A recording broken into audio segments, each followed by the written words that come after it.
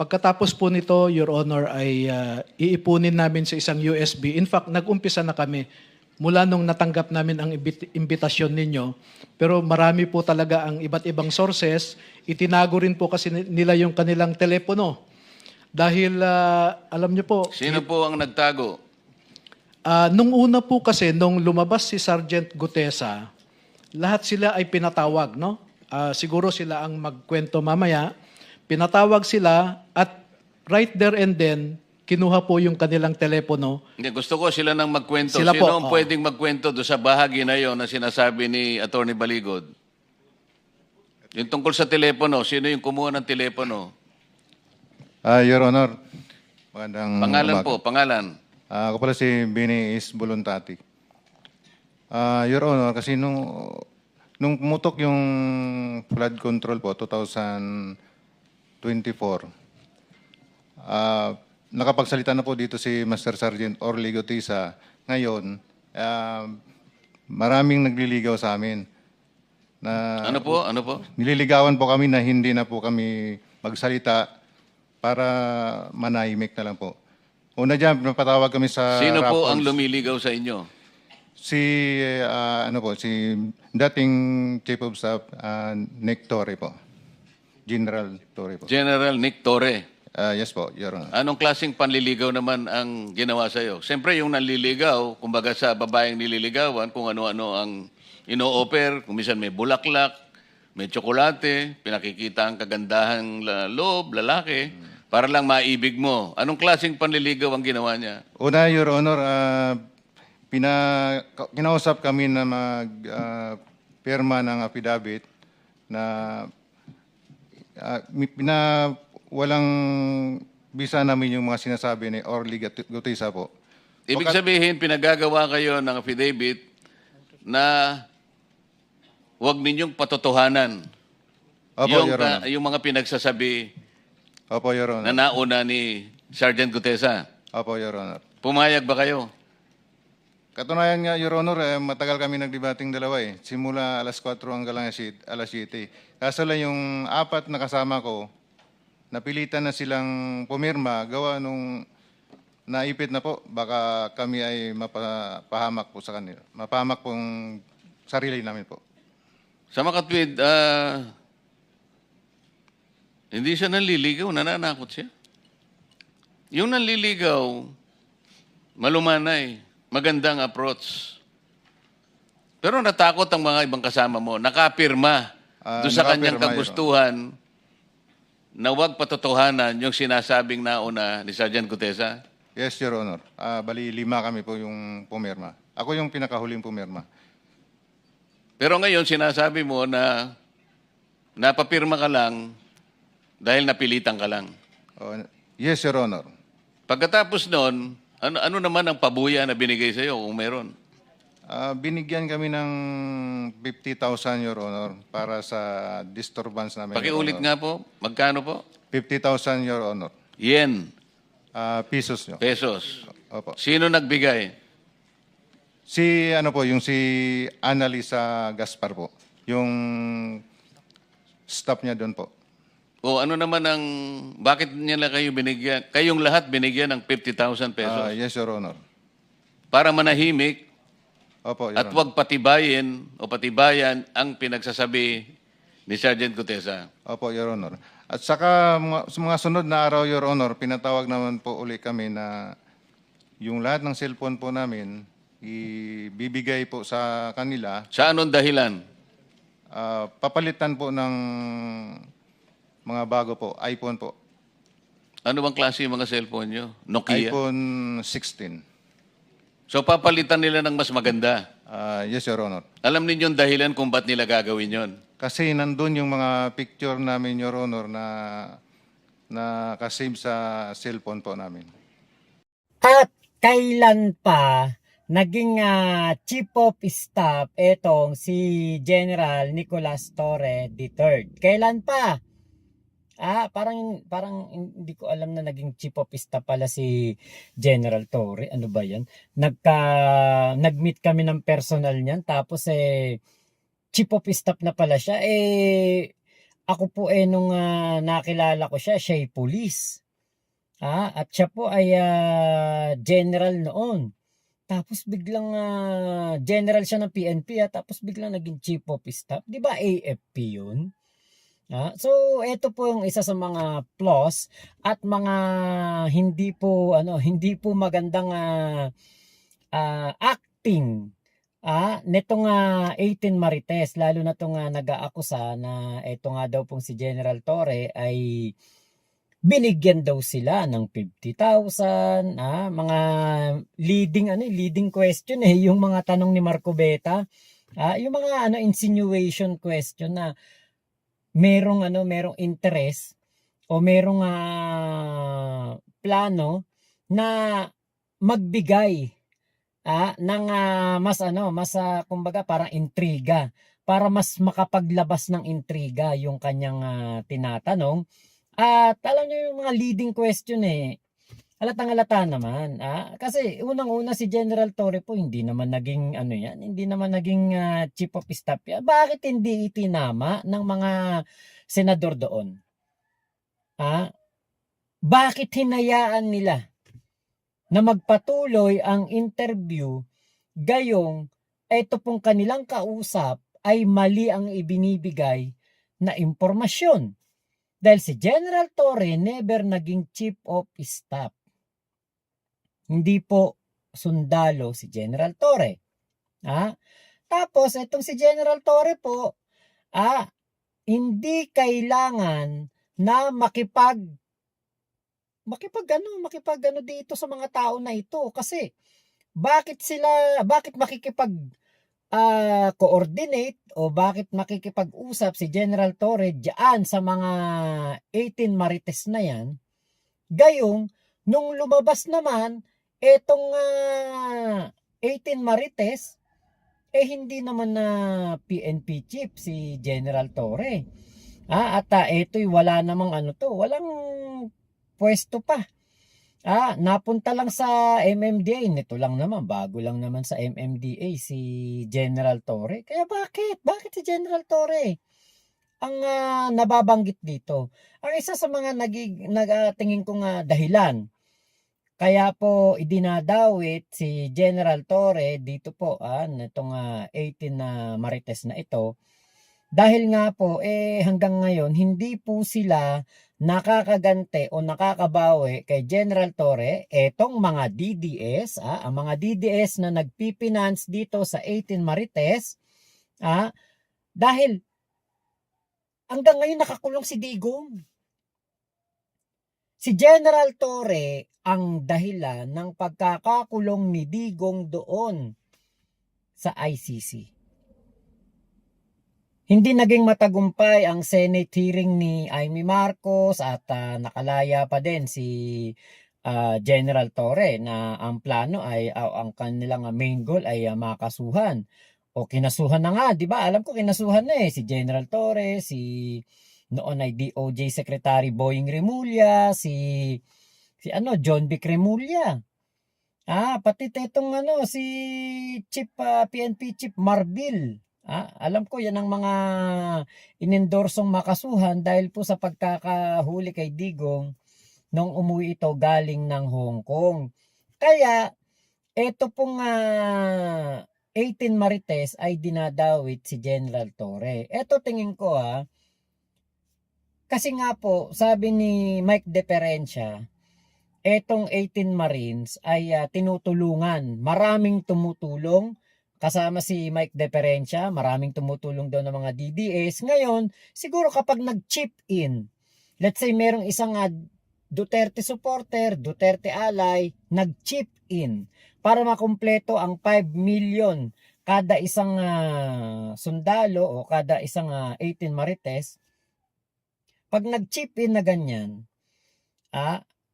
magbibigay sila, eto, pakiusap ko lang, idamay nyo si General Torre. Ayan, nagbigay na ako, damay si General Torre. Kayo na bahala kung ano script gagawin nyo. Basta idamay nyo. Diba? Kasi anak ng teteng naman. Diyos, napakahirap naman paniwalaan. No? Magbibigay ng 50,000 para daw sa disturbance nila. ang tanong nitong si Marco Beta, kung nagbigay ba ng pabuya kung meron man. Leading question eh. Tapos yun daw nanliligaw, di ba? Nag-example pa ng nanliligaw, ganyan, kung ano-ano mga sinasabi. Leading question. Para maalala nung tinatanong, ito nga pala yung nakalagay sa script namin, ito 'yun. Okay, ito na 'yun. Kaya ganun po ang mga sagot. Alam niyo kung sa mga bobo at sa mga uto-uto, mapapaniwalaan 'yan. Siyempre, papaniwalaan 'yan. Pero sa mga katulad nating mga Pilipino na maayos ang pag-iisip, 'di ba? At kumbaga nasa matinong estado ng utak, hindi po maniniwala sa mga ganitong gawa-gawang kwento na tingin ko kahit kwento mo to sa baliw lalong masisira ulo. O ganun palang nangyari, paano kayo nagkaroon pa ng mga litrato Your na Honor, nasama dito sa inyong pinagsamang salaysay?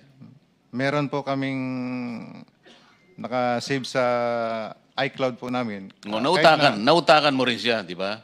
Yes, Your Honor. Kahit babasagin po yung cellphone ko, pwede ko po i-restore sa isang cellphone po. Pinapatunayan pa ba ninyo yung sinasabi niya sa... Kayo po, Your Honor, pangalan po. Rosebert Popan. Idagdag ko lang po, ito po yung cellphone na binigay sa amin. Pakisabi mo kung anong klase ng cellphone para ma-record. iPhone 16e, 128 GB. Magkano yan sa ngayon? Hindi ko, mga 30 plus siguro, Your Honor. Ano? 30 plus. Hindi sila marunong, 30,000. hindi sila marunong manligaw? Tapos, yes, Mr. President. Chairman, one question. Sir, brand new nung binigay sa inyo. yes, Your Honor. Yeah. May I ask the staff mamaya yung, ano tawag doon? IME. May number yan eh. Pag, IMEI, oo. Your Honor. Try lang natin i-trace baka kung saan nila binili at paano It's our duty here na sundin lahat ng ebidensya. So we'll try to do a forensic din. Kahit namin hindi lahat or kung sino hawak yung bago. Tulungan nyo na lang kami kung alam nyo yung sinasabi ko. Sige po. Thank you, Mr. Dagdag ko lang po, Your Honor. Gusto nilang makuha yung dati kong cellphone kasi marami po akong nakasave doon na mga picture. Pero dahil po sa Marines po ako, wise, ibang cellphone po yung binigay ko. Kaya na-save ko po yung mga picture. Sabi nga nila, Mr. President, nagtatalit-talinuhan man ang matching, nauutakan din. Tama? So dito na po lalo nagkandaletse-letse ang pahayag nitong 18 Marites dahil doon po sa iPhone 16e 128 GB na ibinigay daw po sa kanila. Wala man lang kahit anong ebidensya na pinakita na ibinigay sa kanila yung telepono. At imposible naman na walang kahit isa man lang conversation sa messenger o sa chat o sa text o sa kahit anong application na kung paano sila kino-communicate nito nga sinasabing Chief of Staff General Nick Torre. Kasi po, talagang malaking butas ito dahil yun pong iPhone 16e na sinasabing binigay daw po sa kanila ay lumabas lamang po noong February 19, 2025. Ito ang iPhone 16e 128 GB ay opisyal lamang na inilabas ng Apple noong February 19, 2025 at naging available sa merkado noong February 28, 2025. Kaya imposible po na 2024 nabigyan sila ng iPhone 16e 128 GB. Kasi ito'y inilabas February 19, 2025. Hindi naman agad-agad yan mabebenta. Eto, labas kagad. iPhone na 16e. Merkado kagad, hindi. February 28 pa ito nagsimulang ibenta. At tayo po ay nasa Pilipinas, late na po tayo makakapagbenta niyan. March 2025 po ito lumabas sa Pilipinas sa mga authorized dealer. Kaya doon pa lang, butas na kagad ang kanilang pahayag diyan. Kasi paano nangyari na nagkaroon kayo ng iPhone 16e noong 2024, gayong etong iPhone E na ito 2025 pa nagawa. Tapos si Orly Gutesa, lumabas po yan sa Senado 2025 na din. Kung di ako nagkakamali, September. Kaya paano nangyari na 2024, pumutok yung flood control scam, 2025 yan sinabi ng ating Pangulong Bongbong Marcos. 2025 yan na ibinalita ng ating Pangulo sa kanyang SONA. Kaya, teka, paano nangyari yan? Diba? Kaya ito po talagang butas-butas po talaga ang mga pahayag na ito ng 18 Marites. Kasi nga po, meron nga daw pong kasabihan yung falsus basta kung mali yung isa sinabi ng isa, mali na lahat yun. Basta may falsus yan eh. Nakita ko yan eh. Diba? Kaya bakit ito papaniwalaan ngayon ng mga katulad ni Marcubeta na napakatagal na politiko at abogado? Si Alan Petrang Caballo, abogado din, naging congressman, naging House Speaker, naging Senate President, tapos napapaniwala ng kasinungalingan ng 18 Marites. Alam nyo, kahit kunin mo pa yung IMEI na yan, number niya, mga cellphone na yan, ano kung malaman nyo kung saan binili? Diba? Kasi dyan nyo lamang, alam nyo, madidiscover nyo lang dyan, ay teka, ito yung IMEI, ito yung production na date, ito yung kung kailan ginawa tong cellphone na to. Bakit sabi binigyan sila ng 2024? Si Orly Gutesa lumabas 2025. So ang kalaban po ng sinungaling ay timeline. Diba? Yan nga yung sinasabi natin at nahalata po ng mga netizen. Etong 18 Marines, siguro kung talagang isasabak na, 18 Marites pala kasi ayaw na ng AFP na banggitin yung 18 Marines kuno na yan o 18 ex-Marines. Etong 18 Marites na ito, kung ilalaban natin sila sa barilan, baka nga talagang uubra, talagang may ibubuga.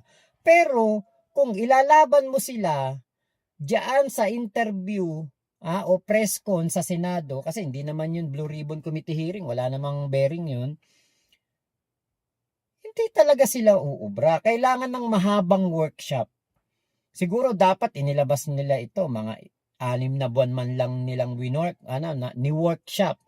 6 na buwan man lang nagsanay ng acting kung paano magsasalita ng hindi mahalata na nagsisinungaling. Tapos yung pagbigkas ng maleta ay dapat maleta, hindi malita. Tapos yung mga timeline iaayos. Eto 2025 lumabas ang iPhone 16e. March 2025 nagsimulang ibenta dito sa Pilipinas. Orly Gutesa lumabas September 2025. Sabi niyo binigyan kayo ng 50,000 nung 2024 kasi lumabas ang flood control scandal at nakapagsalita na etong si Orly Gutesa sa Senado at siya po ay gustong ipakontra o kumbaga sabihin na hindi totoo ang sinasabi nitong si Orly Gutesa, utos ni General Torre. Diba? Kaya, alam nyo, yung sabi pa ni Marcubeta dyan, matalino man daw ang matching, na iisahan din.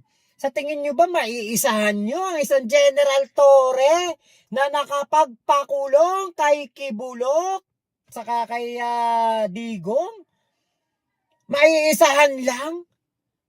Diyan sa ganyang mga usapang cellphone, tingin nyo hindi alam ni General Torre na kahit anong gawin mong basag dyan sa iPhone na yan, kayang-kayang i-recover sa ibang Apple gadgets. Ang lahat ng laman ng iyong iCloud. Tingin nyo hindi alam ni General Torre? Yun yung panlilin lang na sinasabi. Wala dyan sa wala dyan sa Kingdom. Ano ba yun? Wala dyan sa KOJC compound si Kibulok. Kita nyo, lumabas. Pinatayan ng kuryente, pinatayan ng tubig, yung mga underground doon. Lumabas. Diba? Kahit anong panlilin lang ninyo, hindi galing dyan. Galing sa labas yun. Galing na sa labas, pumasok pa sa loob. Kaya alam nyo, ito. Isa tong character assassination kay General Torre. Kasi nga po, hindi nila matanggap na hanggang ngayon wala silang bawi sa ating napakagaling na general.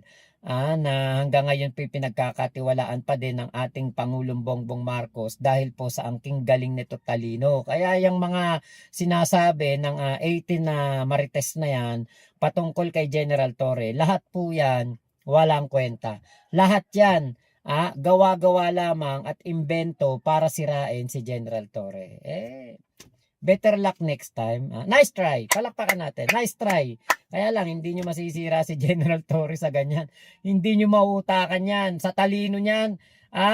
Di kung si General Torre, ganyan lang pala kadaling maisahan. Di dapat hindi nakulong si Kibulok, hindi nakulong si Digong. Kayo talaga.